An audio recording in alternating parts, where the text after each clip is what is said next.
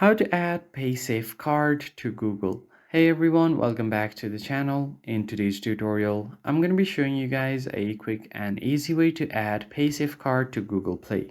But before beginning, make sure to like the video down below and subscribe to our channel. Now let's jump right in. The very first thing you're going to have to do is open up your Google Play Store and make sure that you are logged into your account. And once you're logged in, you just want to head over to the home page and tap on your profile icon at the top right.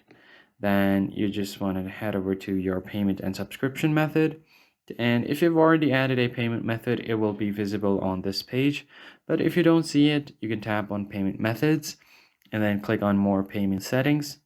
Now it will take you to another website where you will have an option to add a PlaySafe card or any of your credit or debit card. Click on Add Payment Method and you will be taken to a different page where you will just have to enter your Paysafecard number, your expiration date, CVC code, your cardholder name, and finally your billing address.